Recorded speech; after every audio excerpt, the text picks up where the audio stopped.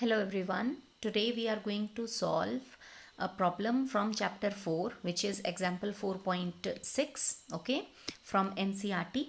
So the question is already solved, but we will see that how are we going to attempt such type of questions, okay. So let us read the question. The following data were obtained during the first order thermal decomposition. तो order of the reaction क्या है? First order का हमारा ये reaction है और ये एक डीकॉम्पोजिशन रिएक्शन है of N2O5 in the gaseous state. Now this is important because ये डिसाइड करेगा कि हमें फर्स्ट ऑर्डर का कौन सा फॉर्मूला यहाँ पर अप्लाई करना है. तो हमारे पास जो रिएक्शन है वो क्या है? 2 moles of N2O5, it is undergoing decomposition, ये ब्रेक डाउन हो रहा है into 2 moles of N2O4 and 1 mole of oxygen. तो यहाँ पर हमें क्या दिया है कि जब टाइम 0 सेकेंड है उस वक्त जो टोटल प्रेशर है वो है 0.5 एटमॉस्फेयर, और जैसे टाइम 100 सेकेंड होगा जो टोटल प्रेशर हो जाएगा वो हो जाएगा 0.512 सेकेंड्स. हमको यहाँ पर फाइंड आउट करना है रेट कांस्टेंट. ठीक है, तो अब पहले तो क्वेश्चन आता है कि रेट कांस्टेंट की वैल्यू को फाइंड आउट करने के लिए हमें फॉर्मूला कौन सा सिलेक्ट करना है.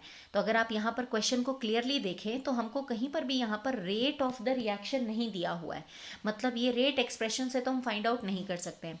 तो ये जो है ये हम फाइंड आउट करेंगे रेट इंटीग्रेटेड से, रेट लॉस से तो ये फाइंड आउट नहीं होगा. ठीक है, तो हम किससे फाइंड आउट करेंगे? से रेट इंटीग्रेटेड से.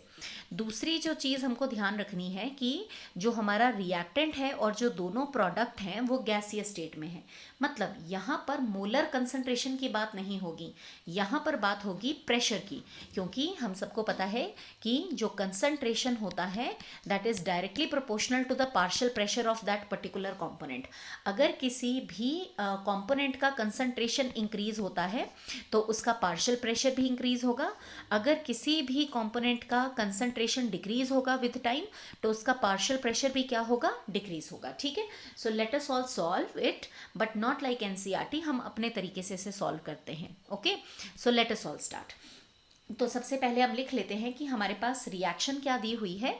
The reaction is 2 moles of N2O5, it will break down and will form 2 moles of N2O4 and oxygen 1 mole. ठीक है, और यहाँ पर ये जो भी हमारे रिएक्टेंट और प्रोडक्ट है, जो भी हमारा रिएक्टेंट और प्रोडक्ट है, याद रखना वो गैसीय स्टेट में है तो हम इसे लिखेंगे नहीं. ठीक है, अब हम क्या करते हैं, इसको हम थोड़ा सा सिंप्लीफाई करने के लिए जो ये N2O5 है इसे मैं रिप्लेस कर देती हूँ कि ये ट्वाइस ऑफ A है. ठीक है, मान लेते हैं कि N2O5 क्या है? A है. तो उसी तरीके से जो N2O4 है वो प्रोडक्ट है, मान लेते हैं कि ये B है, तो 2 मोल्स ऑफ बन रहा है ना, ये तो 2B. और जो ऑक्सीजन है मान लेते हैं वो C है, तो आप देख सकते हैं कि ऑक्सीजन 1 मोल है, इसीलिए हम C लिख रहे हैं. ठीक है, अब ऐसा क्यों है? क्योंकि फॉर्मूला जो है वो हमने एनसीईआरटी के हिसाब से किया है और वहाँ पर उसको लर्न करने के लिए बेटर होगा कि हम अपनी रिएक्शन को थोड़ा सा ट्विस्ट करके लिख लें. ठीक है, अब यहाँ पर हमें K का वैल्यू फाइंड आउट करना है. ओके, तो K का वैल्यू फाइंड आउट करने के लिए रेट इंटीग्रेटेड एक्सप्रेशन के हिसाब से हमारा जो फॉर्मूला आएगा फॉर फर्स्ट ऑर्डर रिएक्शन वो आप सबको पता है, 2.303 by T log initial pressure divided by the partial pressure of A. ठीक है, तो ये हमारा फॉर्मूला आ गया है. राइट, अब हम देखते हैं हमको इक्वेशन में, हमको रिएक्शन में और क्या क्या इन्फॉर्मेशन दिया था. तो हमको नंबर 1 पॉइंट जो देके रखा था कि जब टाइम 0 सेकेंड है उस वक्त जो टोटल प्रेशर है वो कितना है? 0.5 एटमॉस्फेयर है, ये हमें गिवन है टेबुलर फॉर्म में. और जैसे ही टाइम 100 सेकेंड हुआ तो उस वक्त जो टोटल प्रेशर है वो कितना हो गया? 512 एटमॉस्फेयर हो गया. तो हमें इस इंफॉर्मेशन को यूज करके हमारा जो आंसर है वो डिराइव करना है. ठीक है, तो let us all start with this now. अब हम देखते हैं कि हमें क्या क्या वैल्यू ऑलरेडी दी हुई है. तो यहाँ पर हम थोड़ी सी वैल्यूज़ को पुट करते हैं जो हमें ऑलरेडी पता है. 2.303, this is a constant value, divided by time. अब आप देखिए टाइम 2 है हमारे पास, फाइनल टाइम कितना है? 100, इनिशियल कितना है? 0. तो जब हम फाइनल माइनस इनिशियल करेंगे तो क्या आएगा आंसर? 100 माइनस 0 कितना आ जाएगा? 100. और यहाँ पर ये सेकेंड में है तो मैं सेकेंड भी लिख रही हूँ, into log what is the initial pressure. अब देखिए इनिशियल प्रेशर के लिए let us write the equation once again, that is twice of A forms twice of B plus C. ठीक है, अब देखिए जब टाइम कितना है? 0 सेकेंड है, तो 0 सेकेंड मतलब अभी रिएक्शन शुरू नहीं हुआ है, तो only we have the concentration of the reactant, हमारे पास सिर्फ रिएक्टेंट है. उस वक्त जो प्रोडक्ट है वो 0 है, तो जब प्रोडक्ट 0 है तो उस वक्त प्रोडक्ट का पार्शियल प्रेशर भी कितना हो जाएगा, 0 एटमॉस्फेयर। मतलब उस टाइम पर जो भी टोटल प्रेशर आपको दिया है वो सिर्फ और सिर्फ किसकी वजह से है, रिएक्टेंट की वजह से है। तो हमने यहाँ पर लिख लिया 0.5 एटमॉस्फेयर जो टोटल प्रेशर हमको दिया है क्वेश्चन में, एक्चुअली में वो टोटल प्रेशर 0 सेकेंड में सिर्फ किसकी वजह से है, रिएक्टेंट की वजह से। ठीक है, अब आता है कि जब टाइम कितना हो गया, 100 सेकेंड। अब जैसे टाइम 100 सेकेंड होगा तो क्या होगा, रिएक्टेंट का कंसंट्रेशन कम होगा और प्रोडक्ट का कंसंट्रेशन बढ़ जाएगा। तो रिएक्टेंट के कंसंट्रेशन कम होने की वजह से इसका पार्शियल प्रेशर भी कम हो जाएगा और दोनों प्रोडक्ट क्योंकि बनना शुरू हो जाएंगे, इनकी कंसंट्रेशन इंक्रीज होगी तो इनका पार्शियल प्रेशर भी इंक्रीज हो जाएगा। अब कितना डिक्रीज होगा और कितना इंक्रीज होगा, ठीक है। अब आप यहां पर देख सकते हैं कि रिएक्टेंट का कितना मोल है, 2। ठीक है, तो अगर मान लीजिए कि 1 मोल में से x एटमॉस्फेयर कम हो गया तो 2 में से कितना हो जाएगा, 2x हो जाएगा। सिंपल कैलकुलेशन है।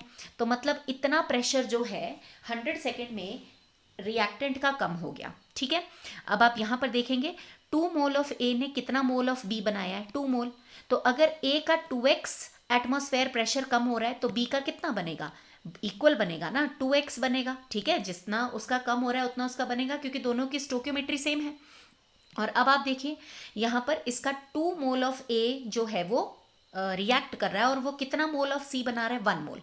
तो अगर इसका 2x कम हो रहा है एटमॉस्फेयर प्रेशर तो इसका कितना बनेगा, उसका हाफ बनेगा ना। तो इसका कितना आ जाएगा, सी का, दैट इज x एटमॉस्फेयर। ठीक है, तो हमने ये लिख लिया कि 100 सेकेंड होने पर कितना प्रेशर जो है वो कम होगा और कितना प्रेशर जो है वो बनेगा प्रोडक्ट का।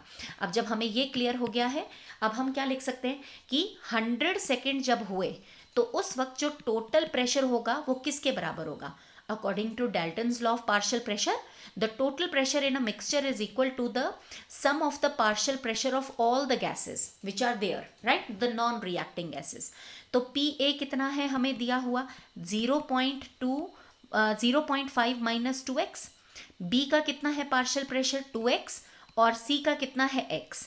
अब जब हमने यहां पर इसको सॉल्व किया तो टोटल प्रेशर कितना आ गया, 0.5 प्लस x। यहां से हम क्या कर सकते हैं, हम x की वैल्यू को फाइंड आउट कर सकते हैं।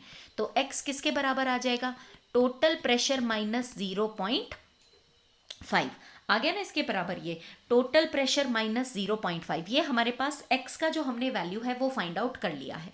ठीक है, अब यहां पर ये जो x का वैल्यू है, क्या हम इस वैल्यू को यहां पर पुट कर सकते हैं। हम अगर हमने इसको यहां पर पुट कर लिया, ये किसके बराबर है, ये PA के बराबर है। ठीक है, तो हमें यहां पर पता है that PA is equal to 0.5 minus 2x। ठीक है, अब हम x की जगह यहां से ये वाली वैल्यू पुट कर देते हैं। ठीक है, ये जो x है यहां पर हमने ये वाली वैल्यू को पुट कर लेना है। तो हमारे पास क्या आ जाएगा, PA is equal to 0.5 minus 2, okay, it is 0.5 minus 2, x की वैल्यू पुट करेंगे that is total pressure minus 0.5।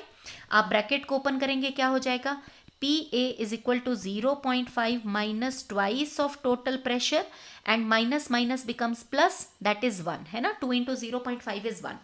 तो PA किसके बराबर आ गया, PA आ गया आपका 1.5 minus twice of total pressure. ठीक है, 1.5 minus twice of total pressure. अब आप देखिए क्या हमें न्यूमेरिकल में या कहीं पर गिवन में क्या हमें टोटल प्रेशर का वैल्यू दिया हुआ था। तो आप यहाँ पर देखेंगे जो हमारा न्यूमेरिकल था उसमें टोटल प्रेशर था हमारा 0.512। अब आप क्या करेंगे, इस वैल्यू को पुट करेंगे, PA is equal to 1.5 minus 2 into 0.512। ठीक है, तो जब आप अब इसे ओपन करेंगे, आप मल्टीप्लाई करेंगे तो कितना आ जाएगा, PA, right, PA is equal to 1.5 minus 2 ज़ा 4, 2 1 ज़ा 2, 2 5 ज़ा 10। ठीक है, तो ये आ गया 1.24, राइट, 1.024। और जब आपने इसको माइनस किया 1.5 माइनस 1.024, जो आपका आंसर रह रहा है PA का वो कितना आ गया, 0.476 एटमॉस्फेयर। तो आपने यहाँ पर partial pressure of A find out कर लिया है। अब ये सबसे इंपॉर्टेंट स्टेप है। अब आप क्या करेंगे, हम जो यहाँ पर वैल्यू पुट कर रहे थे, देखिए ये हमारा बेसिक फॉर्मूला था ना, हमने इसमें वैल्यू को पुट करना था। तो हमने 2.303 लिखा यहाँ पर। टाइम कितना हो गया, 100 minus 0 that is 100 log what is the initial pressure. Initial pressure मतलब 0 सेकेंड होने पर कितना प्रेशर था, 0.5। तो हमने यहाँ पर इनिशियल की वैल्यू लगा दी 0.5 and the partial pressure of A जो हमने यहाँ पर अभी कैलकुलेट किया है दैट इज 0.476। तो सबसे इंपॉर्टेंट जो आपका इसका स्टेप है इस न्यूमेरिकल में वो है कि आपको पीए का वैल्यू फाइंड आउट करना आना चाहिए। ठीक है, बाकी आपको हर एक चीज़ जो होगा वो ऑलमोस्ट लाइक आपको न्यूमेरिकल में डायरेक्टली दिया होगा, आपको यहाँ पर पीए का वैल्यू जो है वो फाइंड आउट करना है। अब इसे फर्दर सॉल्व करते हैं। k is equal to 2.303 divided by 100 into log. तो जब आप 0.5 को डिवाइड करेंगे 0.476 से तो आपका जो आंसर है वो आ जाएगा ऑलमोस्ट लाइक नियरली 1.0504। ठीक है, 1.0504। तो यहाँ पर अगर आप 4 को यहाँ पर आगे लेकर के भी आएंगे तो 4 इज़ लाइक लेस देन 5, तो इस पर कोई भी कैरी ओवर नहीं जाएगा। तो हम क्या करते हैं, हम इस 4 को इग्नोर करते हैं। ठीक है, तो अब हमारे पास ये वैल्यू आ गई है। मैं नेक्स्ट पेज पर लिख लेती हूँ। तो हमारे पास k का वैल्यू क्या आ रहा है, हमारे पास जो k का वैल्यू है that is k is equal to 2.303 divided by t log 1.050। ठीक है, हमारे पास ये वैल्यू आ गया। अब t तो हमें पता है, अच्छा हाँ, ये t तो कितना था, ये 100 था। ठीक है, अब देखते हैं कि log के वैल्यू को हम कैसे फाइंड आउट करेंगे। अब आप log के लिए थोड़ा सा ध्यान देंगे। देखिए यहाँ पर log जो है वो है 1.050। ओके, अब क्या करते हैं, पहले डेसिमल के लेफ्ट हैंड साइड पर फोकस करते हैं। लेफ्ट हैंड साइड पर कितने डिजिट है, 1 डिजिट है बस। ठीक है, तो जितना भी डिजिट होता है आप वो लिखते हैं और उसमें से आप हमेशा 1 को सब्ट्रैक्ट करते हैं। तो ये जो 1 है, ये जो 1 है ये हमेशा फिक्स होगा। ये जो हमने 1 लगाया ये डिपेंड करेगा कि डेसिमल के डॉट के लेफ्ट हैंड साइड पर कितने डिजिट हैं। ठीक है, तो वहाँ से हमने लिख लिया 1, तो 1 माइनस 1 कितना हो गया, 0। मतलब आप जो भी लॉग का वैल्यू ढूंढेंगे वो 0 पॉइंट समथिंग में आएगा। ठीक है, अब जब आपने ये ढूंढ लिया है, इसके बाद ये मैटर नहीं करता है कि ये डेसिमल कहाँ है, इस डेसिमल पर अब आपने फोकस नहीं करना है। इसको हमने सॉल्व कर लिया है, इसके जगह हमने 0 पॉइंट लिख दिया है। अब आप देखिए यहाँ पर क्या है, ये 10। ठीक है, 1050 ये है ना वैल्यू। अब आप क्या करेंगे, आप लॉग टेबल को ओपन करेंगे, जो 10 का वैल्यू होगा उसको आप 5 में देखेंगे और आगे 0 है, मतलब जो हमारा आगे टेबल का एक पार्ट होता है, I will tell you just now, उसमें अब आपको जाने की जरूरत नहीं है क्योंकि ये 0 है। ठीक है, तो अब हम देखते हैं 10 को 5 में। Let us all start. तो ये हमारा लॉग टेबल रहा और आप यहाँ पर देख सकते हो कि जो हम अब वैल्यू ढूंढेंगे इसका, तो यहाँ देखिए अब आप, है ना, ये जो वैल्यू है ये क्या है, ये रहा 10। ठीक है, और 10 की वैल्यू को देखना है 5 में और मीन डिफरेंस में जाने की जरूरत नहीं क्योंकि आपको याद है क्या था वैल्यू, 1050 है ना। तो यहाँ पर 10 की वैल्यू को, ये रहा ना बेटा 10 की वैल्यू को किस में देखना है, 5 में। ठीक है, आगे 0 है तो मीन डिफरेंस वाले में जाने की अब जरूरत ही नहीं क्योंकि मीन डिफरेंस में 0 का वैल्यू होता ही नहीं है। तो कितना आ गया, ये 0212 आ गया ना, 0212। अब हम क्या करेंगे, 0212 की वैल्यू को हम यहाँ पर पुट करेंगे 0212। ठीक है, ये हमने वैल्यू को यहाँ पर फाइंड आउट कर लिया है। तो हमारा लॉग का वैल्यू आ गया। तो k is equal to 2.303 into 0.0212 divided by 100। और जैसे ही आप 2.303 इंटू 0.0212 को मल्टीप्लाई करोगे और उसे डिवाइड करोगे 100 से, जो आपका आंसर है वो आ जाएगा। और ऑलमोस्ट जो आपका आंसर आएगा दैट विल बी 0.000488, है ना, ऑलमोस्ट लाइक इसके अराउंड आएगा। अब आप क्या कर सकते हैं, आप इस वैल्यू को थोड़ा सा साइंटिफिक नोटेशन में चेंज कर सकते हैं। कैसे करेंगे? हमारा डेसिमल यहाँ है और अगर हम डेसिमल के राइट हैंड साइड पर जाते हैं तो आपने याद रखना है जितना प्लेसेस आप राइट हैंड साइड की तरफ जाओगे आपने उतने ही 10 टू दी नेगेटिव पावर आपने लगाते जाना है, ठीक है। तो हम मानते हैं सपोज मैं यहाँ से जो मूव कर रही हूँ मैं यहाँ तक आऊँगी, ठीक है। तो मैं यहाँ से मूव कर रही हूँ और मैं कहाँ तक आऊँगी? यहाँ तक आऊँगी। तो अब आप खुद काउंट कीजिए कि मैं राइट में कितने आगे प्लेसेस गई हूँ। 1 2 3 4 4 प्लेसेस आगे गई हूँ, तो मतलब 10 raise to the power -4 into, अब आप लिख लीजिए साइंटिफिक नोटेशन में 4.88 और अप्रोक्सीमेटली 4.98, मतलब आपका आंसर जो है वो ऐसा आएगा। अब बात आती है कि क्या इसका कुछ यूनिट होगा? ऑफ कोर्स भूलना नहीं है ये जो टाइम था ये सेकंड में था, तो अब ये जो सेकंड है इसको अगर हम न्यूमरेटर में ले आए तो ये क्या हो जाएगा? Second inverse. So this is the value of the rate constant. और वैसे भी आपको ये पता होना चाहिए था कि हमारा जो रेट कांस्टेंट है उसका जो आंसर आएगा उसका यूनिट जो होगा वो सेकंड इनवर्स में आएगा, क्योंकि फर्स्ट ऑर्डर में रेट कांस्टेंट का जो भी यूनिट होता है वो टाइम इनवर्स होता है और हमको यहाँ पर टाइम दिया था सेकंड में। So this is how we solve it. But आप याद रखिए कि जब भी हमने ये न्यूमेरिकल करना है सबसे जो इम्पोर्टेंट पार्ट है इस न्यूमेरिकल का, you should be aware of how to find the value of P A, क्योंकि इनिशियल प्रेशर आपको इजीली दिया होगा, टाइम आपको इजीली दिया होगा, आपका जो मेन काम है वो है the partial pressure of A, that is what you have to find out. I hope this video has made like all it has clarified all your doubts. Thank you everybody.